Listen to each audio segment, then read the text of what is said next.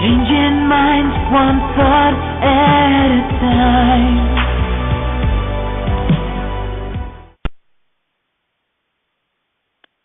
Greetings, everyone, and welcome to the Empowering Women series for Changing Minds Online. How are you doing today, Jessica? I'm doing awesome, thank you, Akina. Thanks. How are you doing? I am great. I'm so excited for our show today, Facing Your Fear, Face Your Fear. And we will be speaking today with Vila Powell, inspirational speaker and author. How are you doing today, Ms. Vila? I am doing excellent, very excellent. Thank you so very much. Thank you, ladies. I'm so thrilled to have a chance to play with you today. Wonderful, Thank you. It's wonderful. a pleasure to have you. So tell us about your thoughts about facing your fear. Well, I have two perspectives on that, is that not all fear is bad. In my book, I start out my chapter on Face Your Fear with you open your door, and there's 10 rattlesnakes, Godzilla, and then an agent from the IRS, which, of course, is scarier than the other two before that. But that fear will make you shut the door. You know, that there's a fear if there's a bear coming at you or a tiger or, tidal wave or whatever. There is a fear, that fight or flight, that gets you to move. And so that can have a positive aspect. But the facing your fears that we are talking about, especially for women, is the fear that paralyzes you.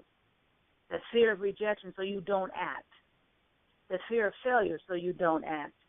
The fear that I think oftentimes there's a fear of succeeding.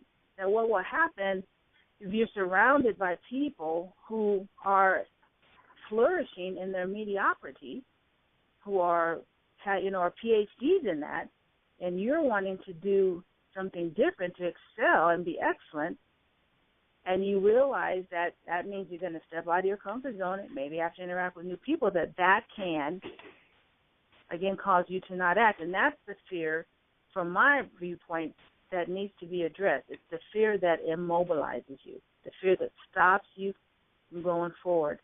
That's the fear that we can look in the eye, call it what it is, and then move forward. Yeah, absolutely. And, one of the things I'm very passionate about, Vila, is the idea that we really create all of our fears. And fear isn't real. And that's one thing I think we really need to wrap our heads around, is that, like you said, there is that good fear, that motivation, that kind of not really, I don't want to kind of say this need to succeed, but this really knowledge that, the only possibility of succeeding due to this external driving force that kind of influences us to really make a decision to take an action and stick it out to the end. And that is really a great type of motivation. And, that in that way fear can be really positive. But, the idea that, like you said, that paralyzing fear, that fear of success, that fear of failure, we need to realize that none of those things have happened. And the truth is that, we're making it up. Whether or not you are fear of failing, whether or not you're fear of successful, whatever one of those things are that are preventing you from taking your outcome, well, you haven't succeeded, you haven't failed yet. So what is it that you're really afraid of? And that's really what I like to kind of help people understand, is that if you can create the emotion of fear, then you can also create the emotion of loving acceptance of who you are, and really just pray for divine grace that you can accomplish your goals with ease, and the idea that you can cast this fear away and cast it out of your life. And it's all about perspective. Thomas, we all have lights in our house today, the success of Thomas Edison. But most people don't know he failed, or he in our eyes, he failed 10,000 times before he made the light bulb that worked. But what he said is he found out 10,000 ways to not make the light bulb. So he could have at 100 said, this thing's not working, I'm going to stop, but he kept going. Kept failing. I mean, failure is not fatal. So even that, like you said, it's something I created in my mind that, if I fail, what's going to happen? What is the worst thing that could happen if you fail? You have to start over again. You have to do something different. And it's very simple, but, I create that fear that keeps me from moving forward, where I could say, this is going to, one way or the other, it's either going to work or I'm going to find a better way to do it the next time. So yes, I have that. It's how I view it, my opportunity to create a better way. Yes. Yeah, that totally makes sense. Yeah. So what would you say to a person right now who is kind of in a position where they're looking, they have this goal in mind, they understand their purpose, they know what they want, but they have this fear of getting started? How do they face that fear head on and just trample on it? Because, I personally believe that, we have this extraordinary gift, and I put it on my Facebook today that, God is love and God lives in us. And if God is love and he lives in us, there is greatness inside of us. And the greatness in us, the Bible says he that is in us is greater than he that's in the world, that we have the ability to really just accomplish anything we want, and we can really call upon any fear and call it out and call it is what it is, that we are more powerful than that. So, what does someone do today that says, you know what, I hear you, I know what I want, I know why I want it, I'm just scared to get started? What do they do? Well, the simple thing is, I always tell people this, and they're like, what do you mean? Is that I love to cheat at things. Now, I'm not talking about cheating in a way. I love to cheat when I play games with my family because I want to throw off the whole kilter. So, and they know I'm cheating, so they're so surprised that I end up winning because they're so busy trying to figure out how I'm cheating that they're not paying attention. So I'm saying to cheat is let me use a different word, is that get someone who's already doing what you're doing and then work with them. Right, that's what I call cheating. Don't reinvent the wheel unless whatever this drive is in your heart or that's motivating you is something so new that it's not someone else is doing it. Like I'm an author, so I'm an author and I'm a minister outside the walls of the church and I'm an inspirational speaker. But as I'm building and developing my career, I can either try to struggle and do it all by myself, or I can find someone who's already doing that and say, can you mentor me and help me? And so that's what I did. I found a lady. I didn't know her. I heard her on a program, on a Blog Talk Radio program, as a matter of fact. I found her, Googled her, and called her up, and I said, you don't know me, but this is what I want to do. Can you help me? Will you be my mentor? And the bigger picture that it's about community. It takes a village to raise a child, and it takes a village to succeed. That whether you're Bill Gates or Oprah Winfrey or the person who is selling lemonade, they have a community around them. There's no need. It makes sense to be fearful to do something by yourself, because that's not. You talk about that God is in us, and that God is love, and if we go from that place of knowing that we are loved and beloved, we can do anything. But even God exists in community, Father, Son, and Holy Spirit. That there's that whole concept about communal aspects, and so to face your fears, don't do it by yourself. Get someone to stand with you. Get a community. Find people that have that same interest or something similar, and get yourself a support group. That's one of the reasons you watch the Oscars and people give those thank you speeches. They don't say, I did this all myself, thank you very much. No, they thank everyone who helped them because they realize that they may be standing there on that stage with that statue, but they didn't get there by themselves. And that it's about that community. It's about reaching out, mentoring, coaching, working with others. Yeah, absolutely. And, when I was a kid, my father actually taught me a lesson about community and about sticking together, and I never forgot it. And, there was this kid I used to play with who lived across the street from me, and it was one of those kind of love-hate relationships. I grew up in a, very rural area, and there wasn't a whole lot of people who lived where we lived. We couldn't really see most of our neighbors. We had to, ride our bikes from place to place. So there wasn't a whole lot of options for who there was to play with. And it wasn't like, today where kids, had like schedules and play dates. You just kind of went out in the morning and came back for dinner. So, correct. We yeah, exactly. It was who it was. Like you lived next to who you lived with, and they say when you're kids, or they say as an adult you can't choose your family, but you can choose your friends. And as kids, you really can't choose your friends when you're living in a rural area of the United States. You just kind of are forced to play with whoever you're forced to play with. So I was probably the only girl in bike riding distance of my house. So I was quite the tomboy as a kid. And, I grew up across from this kid named Greg, and we would always play together and would do these crazy things, but it almost always winded up in some sort of like physical altercation. And, eventually we would call each other names, or it would kind of degrade very quickly.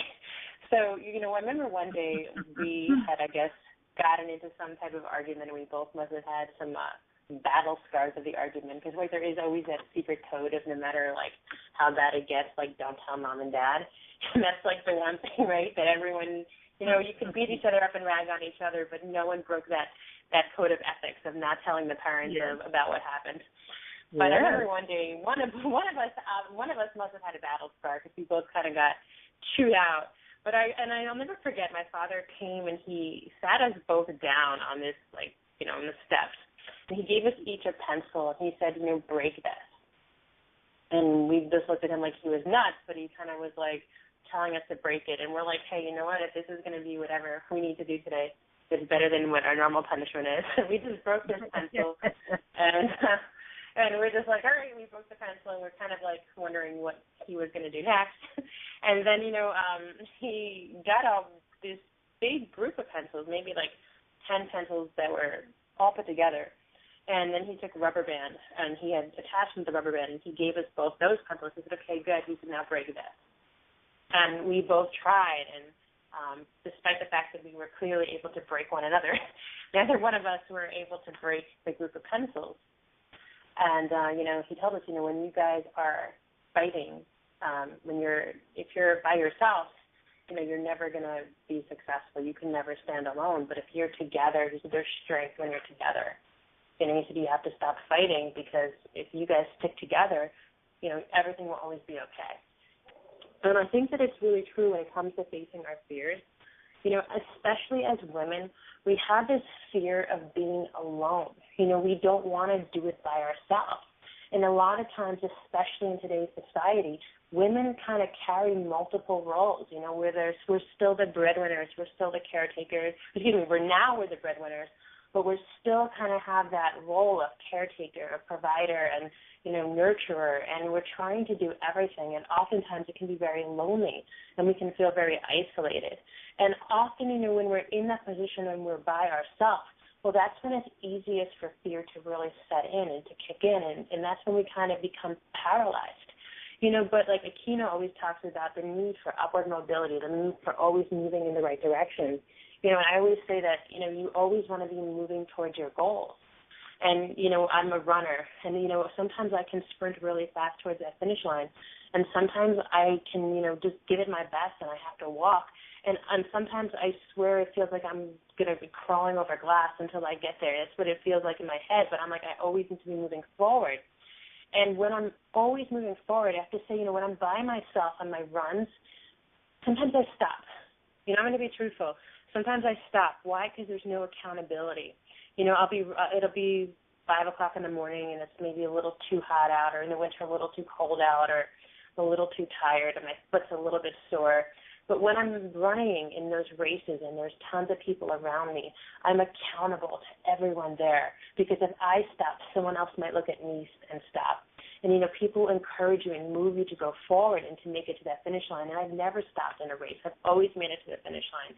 And it's because of that collective energy of people that are seeking to accomplish a goal. And when you have a goal, no matter what it is, Akina and I right now are launching a brand new 90-day game plan for our home business that we do outside of Changing Minds Online. Whether or not you're an athlete, whether or not you're on an education plan, on a new diet, no matter what it is, you need accountability partners. And not just one person, but the more people that you're accountable to, the more likely you are to face those fears and to reach those goals, because there really is strength in numbers. It's very true. And I love the example that your father gave, that concept out of the Bible that a 3-strand cord is not easily broken, and that you made a very important statement that when you're by yourself, that is when fear can come. My daughter's father, the truck driver, he would come back and have all these ideas, and I would say, you know what, that made sense to you when you were in the truck talking to yourself. But now that you're saying that out loud to someone else, it doesn't quite sound the same. And I use it as an example that oftentimes the things that we're fearful of that if you said that to someone else, even the speaking it out loud, you would go, wow, that really doesn't make that much sense. Or wow. Or someone can say, that's not true. You know, you are an amazing cook, singer, mother, dancer, that they would be able to encourage you, like you said. And if you've ever seen geese flying, they fly in the V formation, and it looks like the geese in the front is leading. And it can be lonely to be a leader, to be the CEO of a company, or to be the executive director, or to be in charge. And oftentimes you're by yourself. But what they have found out, you've seen the geese, you hear the other geese honking, that they're actually encouraging that goose in the front. Keep going. We're here with you. You're not by yourself. That you may be leading, but we're on the same team with you. And that it's so important to not get isolated, not be by yourself. That you're there as women. I mean, in the most basic way, if you have nothing else to talk to a woman about, you just say, I don't know anybody else and I'm too shy. What do I talk to a woman about? Every woman on this planet can say, oh, my God, my period is driving me crazy. And every woman will be chiming there with you. Oh, my God, yes. I mean, we all have the horror story of I had a hot date, and boom, I went in the bathroom and was like, what? You know that, and of course it's a very silly example, but we all, as women, we give life. We all have something in common, from cramps to crazy kids to horrible boyfriend dates to best husbands on the planet. We all have something we can talk about, and no need to be isolated. Yes. Yeah, absolutely. We have a live question in our chat section. In regards to fear, is it helpful to try to understand what we are actually afraid of?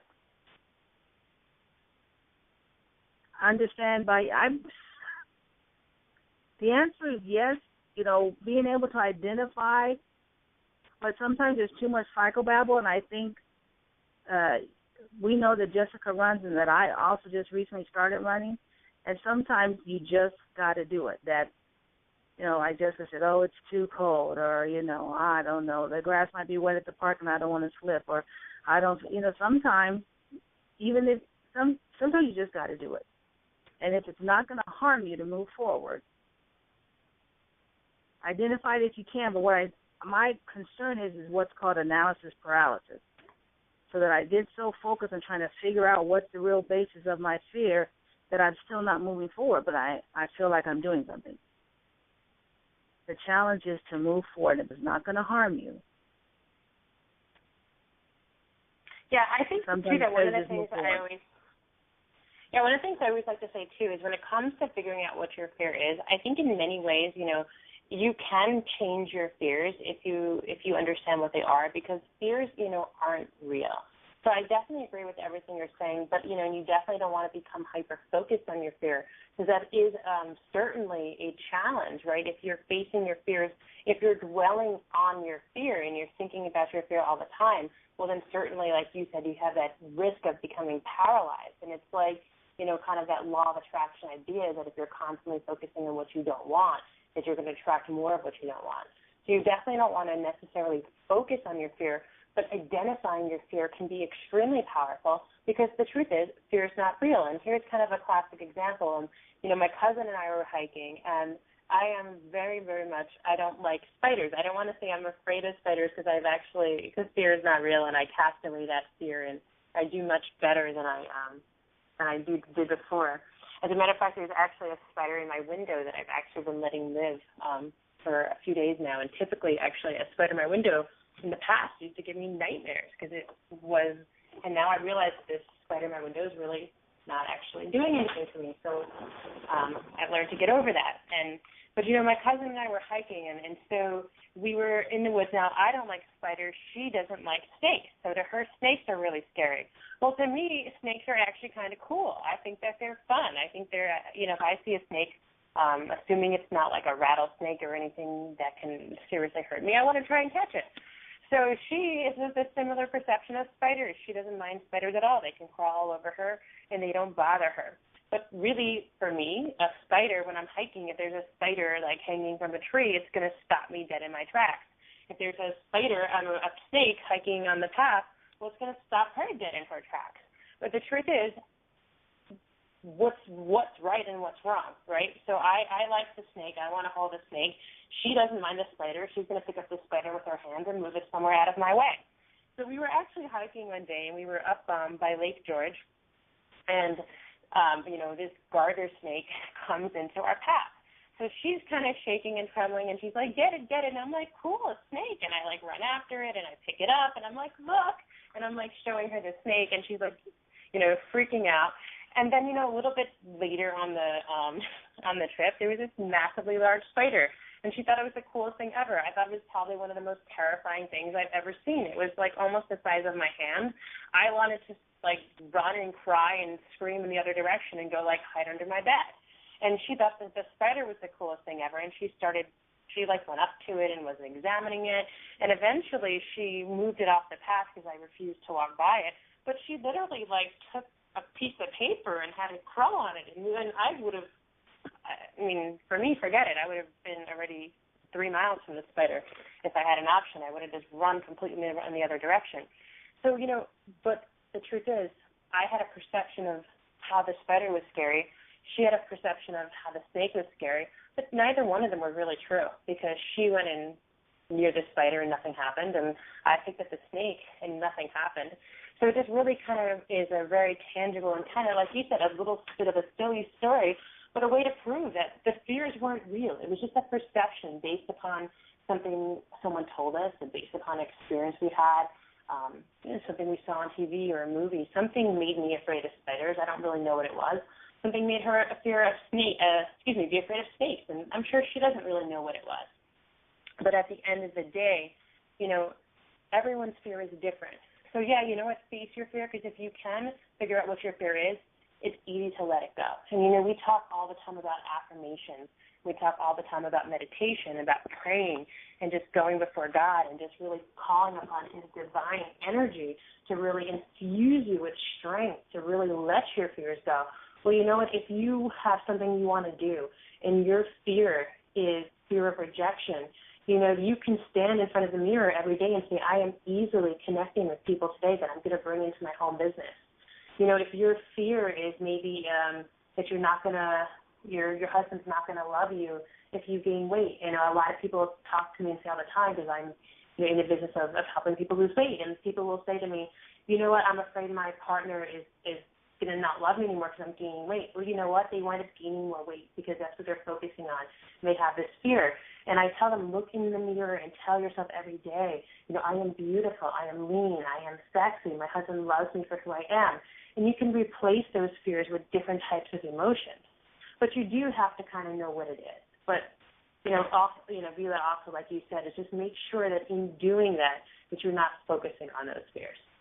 But that was a great question. So I hope we answered your question. And if you're still out there in our chatting world, please feel free to ask us something else if we haven't answered it, or if there's something you want us to elaborate on. I want to build on that. I want to read a quote from Marianne Williamson about fear, and I think it's very applicable to women. As the three of us spoke earlier, that oftentimes women don't know how to use their power. There's a very good quote that I see on Facebook every once in a while, and it say, I want every young girl who told that she's bossy, that she really has leadership ability. About your perception. I'm not too cool with spiders either, but I know that spiders kill bad bugs, so I'm cool. As long as it's not trying to get on my bed, it can crawl all over the house, because my perception is the spider is helping me. So it's very true. And the perception of women, that oftentimes what we're fearful of is of exuding our power. And I want to read this quote and just encourage every woman who, even if your fear is based on something very harmful that happened to you, you still have the power within to overcome that and to move forward. This is a quote from Marianne Williamson. Our deepest fear is not that we are inadequate. Our deepest fear is that we are powerful beyond measure. It is our light, not our darkness, that most frightens us. We ask ourselves, who am I to be brilliant, gorgeous, talented, fabulous?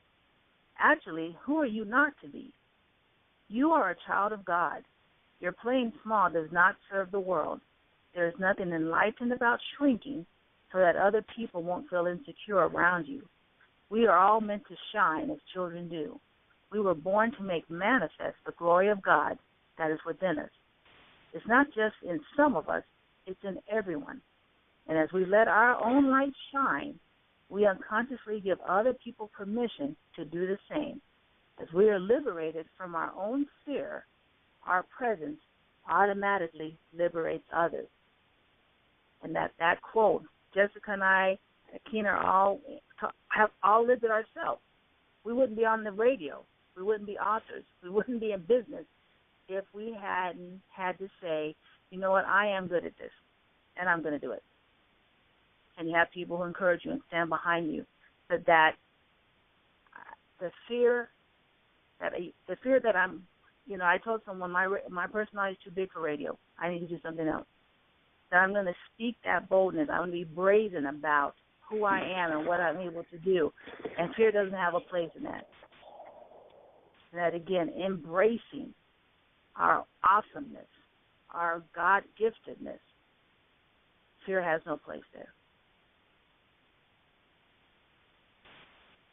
Yeah, absolutely. And I think that's a really great way to speaking to kind of end our call tonight is really just knowing that fear, like you said, it just doesn't have a place in our life and we're paralyzing it. And we certainly have the ability to release all fears and replace them with love. And that was actually our affirmation on our Facebook wall today. I replace all fear, and I replace it with love.